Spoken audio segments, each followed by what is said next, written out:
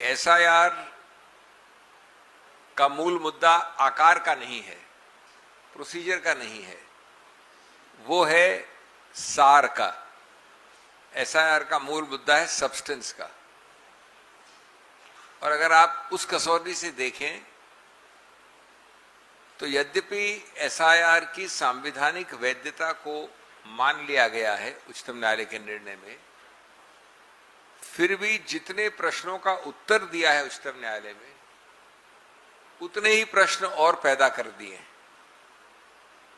तो मैं सिर्फ 4-5 बिंदुओं में आपको ये बताऊंगा कि जो प्रश्न का एक निर्णय दिया है उच्चतम न्यायालय ने, उससे और किस प्रकार से विरोधाभास या प्रश्न उठता है।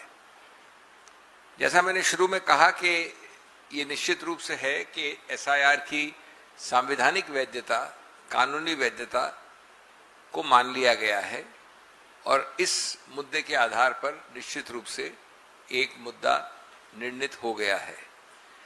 लेकिन 3-4 चीजें हैं जो मैं आपको कहना चाहता हूं। पहला तो है, और मैं बहुत संक्षेप में कुछ ही पैरास की बात करूंगा, आप लोग देख सकते हैं निर्णय आ गया है अब, इसलिए थोड़ा विलंब हुआ प्रेस कॉन्फ्रेंस में। एक तो हुआ नागरिकता का मुद्दा,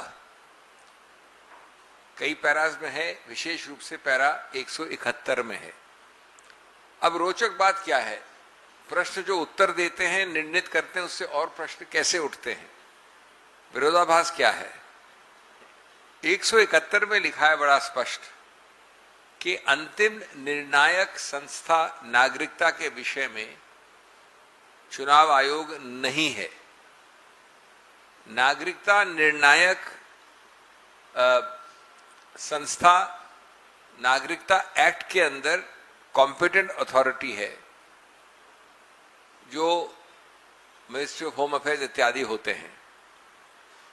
उन्होंने ये भी कहा है, और मैं कोट कर सकता हूं आपके लिए, exclusive domain of citizenship lies with the competent authority, not by the ECI.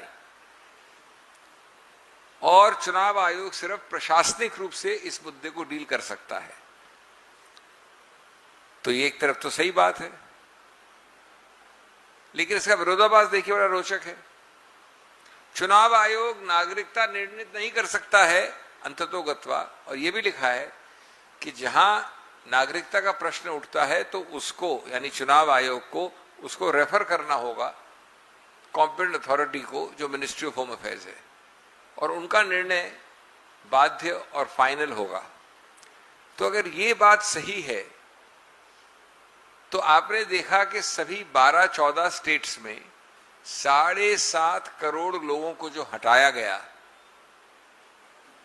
प्राथमिक रूप से तो कम से कम नागरिकता के आधार पर हटाया गया ना।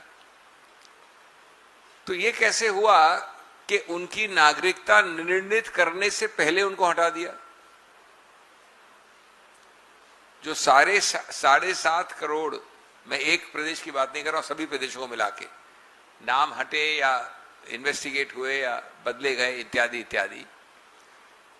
अगर सिटीजनशिप एक्ट, नागरिकता कानून के अंतर्गत ये निर्णित हो सकता है सिर्फ, और उसके लिए एक अलग कॉम्पिटेंट अथॉरिटी है जो एडजुडिकेट निर्णय देती है, तो पहले वो करना चाहिए, न कि उसी आधार पर पहले उनको वोट से निष्कासित किया गया, उनके वोट को छीना गया एक ऐसी बॉडी द्वारा जिसको उच्चतम न्यायालय ने कहा है कि उसका कोई हस्तक्षेप, कोई अधिकार क्षेत्र नहीं है नागरिकता में।